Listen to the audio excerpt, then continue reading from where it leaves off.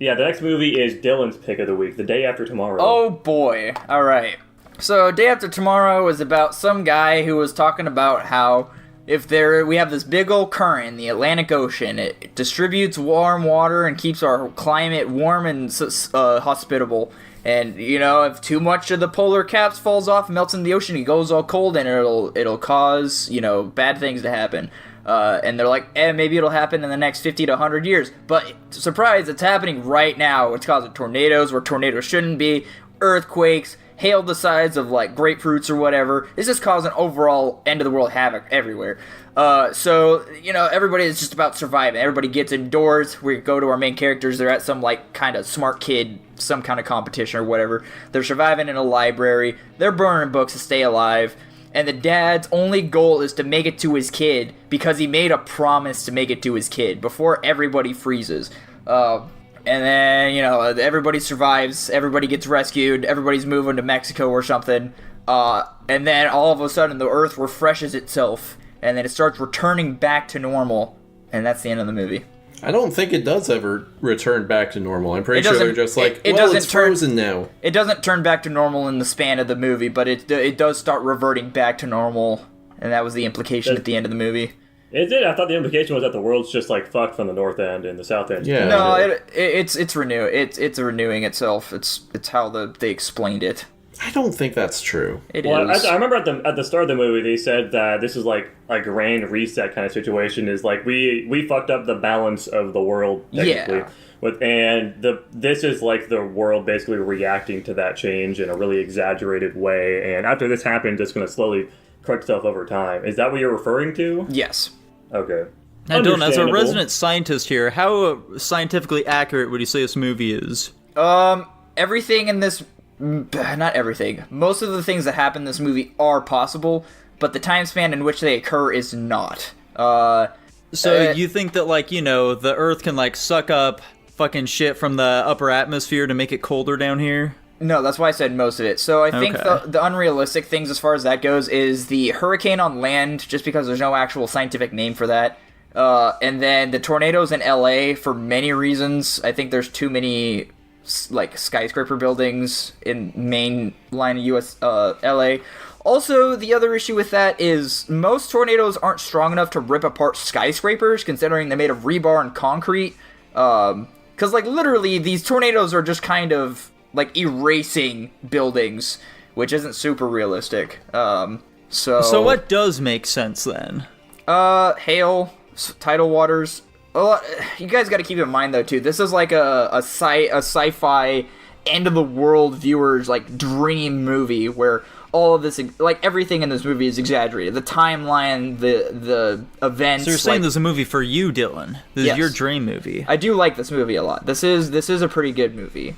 It's not a dream movie, but it's a pretty good movie. Oh no. So I didn't like this movie particularly very much at all. The disaster itself barely lasts very long throughout the movie. We get the big old fucking tidal wave coming into the city, and then that's about it. From there it's just oh, it's cold. We're really cold. Do you realize and that's about it. Do you realize the natural disasters occur 100% throughout the entirety of the movie? What are you talking about, What do you classify as natural disasters? Dylan, if we're watching a disaster movie, I'm expecting to see some buildings getting fucking destroyed and shit like that. I'm not expecting to see some people huddled up for warmth because it's cold outside. Tornadoes destroyed the buildings in LA at the beginning of the movie. Yeah, like I said, at the beginning of the movie. And then the tidal wave destroyed buildings and boats yes, also at the beginning of the movie. And throughout the rest of the movie after that, Dylan. Towards the end of the movie, when everything flash freezes, that also starts destroying buildings. And what happens when it's fucking cold outside? Once it's cold, what happens in the movie? Nico, the cold is the natural disaster. That's a really fucking boring disaster. When they're fucking outrunning the cold, that shit's so fucking stupid.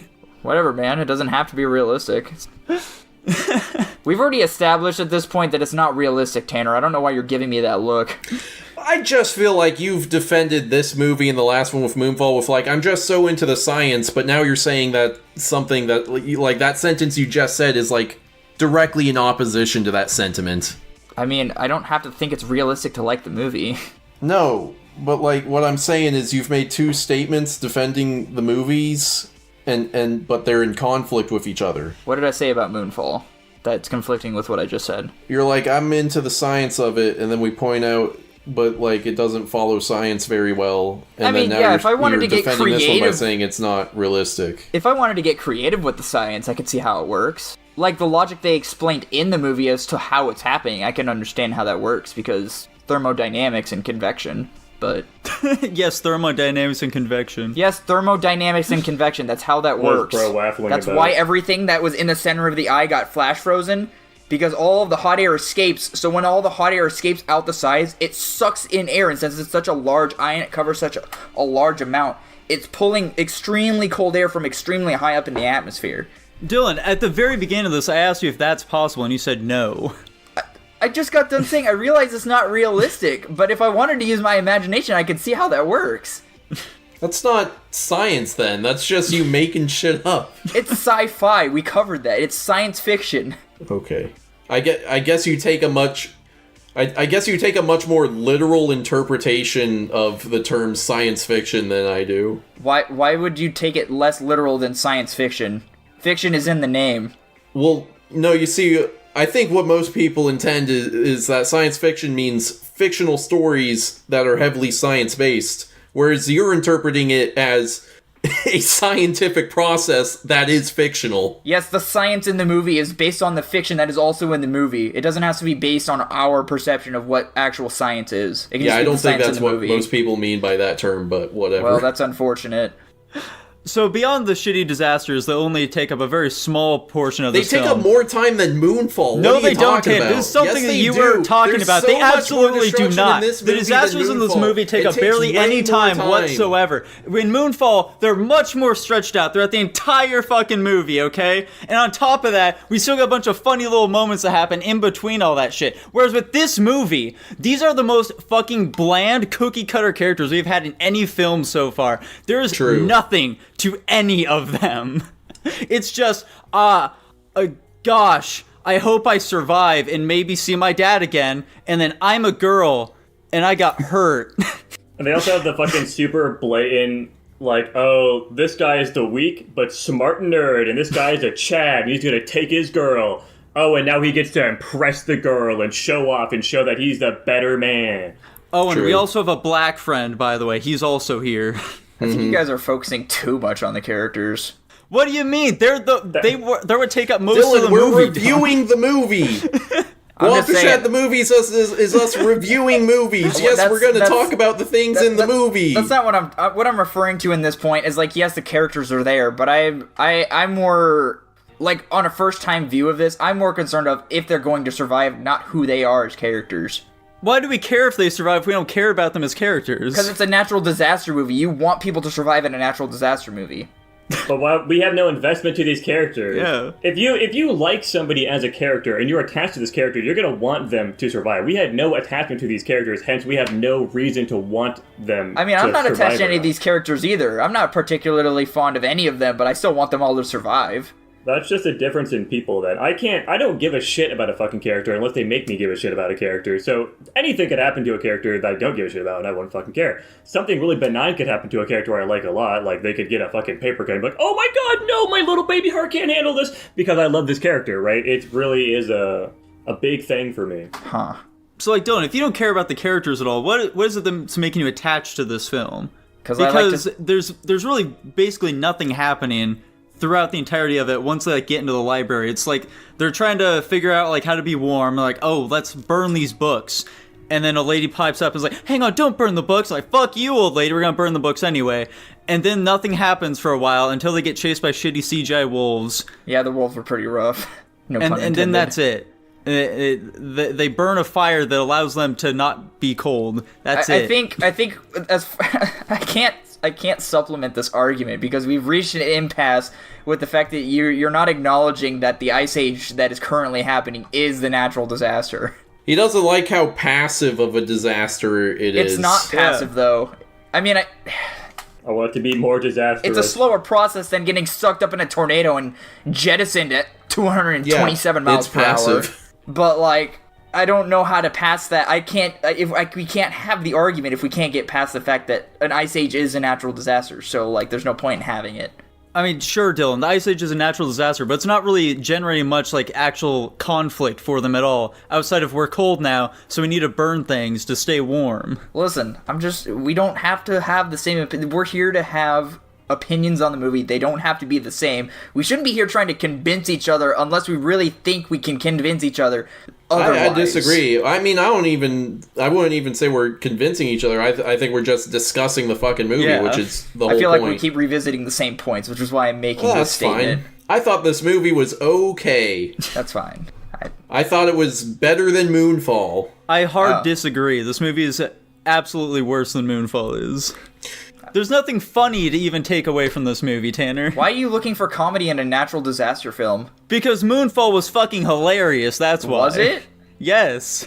Yeah, it was hilariously bad, which is what he's looking for in disaster movies. Yeah, because disaster movies are inherently terrible. There's not a single good one amongst them. I know a better one. What is it, Dylan? I'm not going to tell you. It's 2012, but that one's also 2012. 2012 is kind of bad. It's super unrealistic. And this was... Are any disaster movies necessarily No, but like actually nothing in that movie makes sense. Like they don't even explain it in that movie. It's the Mayans. They're back. They're just like, oh, the world's ending. Honestly, I think in disaster movies, it's better to just not try and explain anything. Yeah. Because as soon as you try and explain shit, then it opens the door to, oh, you're going to try and explain it? That means I'm allowed to poke holes in it. Which many people have done for this movie. That was one of the massive sticking points of this film when it was released, that nothing in this movie makes any sense. But, like, people just try to poke holes in it with our logic. We need to use that movie's logic. That's how that works. How are we going to know what their logic is, though? We don't exist in their world. They explain it! They're explaining it with our science, Dylan. It's slightly modified. It's not like our science. No, it's the same universe as fucking Moonfall. It's not actually Earth. We cannot compare it directly. Yeah. Damn. Gravity can be whatever strength it needs to be, wherever it needs to be that strength. Listen, all right. Are we? I feel like we're done hashing out this movie. It does feel like we're winding down. Let's get on to the How did the boat get into the middle of the fucking city? That's also what I was wondering. I actually legitimately wondered that. I was like, because I haven't seen this movie in years, and I was like, yeah, with a wave that big, how did it not just immediately topsides? How is it even standing? Here, Jackson, let me explain it. So you got, like, the building right here, right? And you got the tidal wave up here. You see, the boat was up here on top of the tidal wave, and it got carried over the building, and then the tidal wave went down, and the boat was already past all the buildings. Wait, are we not talking about the boat that was floating through New York City? Yes. On top of the buildings? No, it was on top of the tidal wave that went over the buildings. I mean, it could have just been. I'm giving a stupid explanation for something that doesn't make sense. Stop thinking about it. It could have been behind the tidal wave. Obviously, it doesn't make. But how would it get past the building then, Dylan? Because it can still navigate through the city. It can just crash into buildings. No, the road isn't wide enough. You don't know that. You very clearly see in the very shot we see it that the road behind the boat would not have been wide enough. Did you measure it, Tanner? I think it's a cool set piece regardless, but it's stupid, which is the whole point of disaster movies. It's cool set pieces that make no fucking sense. Yeah. Why the fuck were they outrunning the cold? I still don't get that. Why they were just like confronted with wolves. Why didn't they just have the wolves chase them?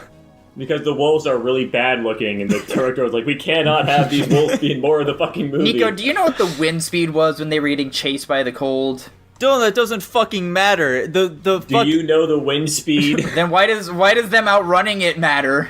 In fact, there wasn't any wind.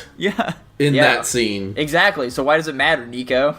What the fuck do you mean? What does it matter? They were outrunning the cold, Dylan. Did you not see that? Why wouldn't they be able to outrun the cold? It doesn't matter that they were able to. It's stupid that they were doing that to begin with, because it's dumb. Why is it dumb? He thinks the concept of running away from temperatures is dumb, Dylan. Oh yeah, immediately freezing to death within seconds is dumb. Oh my god, rank the fucking movie, Dylan. What did he say? He said B+. B+, okay. Well, I'm giving it a D+ myself. There you go. I do think this movie is better than Moonfall, generally. What'd you rank Moonfall? Even though I liked the last third of Moonfall because of just how fucking retarded it was. This movie was just kind of mid the entire time. It didn't really have any, like, big I don't know if D+ is mid, overall, but... It was boring as fuck and stupid and dumb. This is also, I'm still ranking this critically. Like, this movie's stupid and makes no fucking sense, and that's factoring into the rank of this. Huh. And also it being boring for a lot of it factors into it. Yeah, I'm also right there with you with a D+, Jackson. A D+ for me as well. I'm gonna go... I'll go a B-. There we go. Shockingly high. You should have been on Dylan's defense more. Anyways, that puts us at a C+ overall. There we go.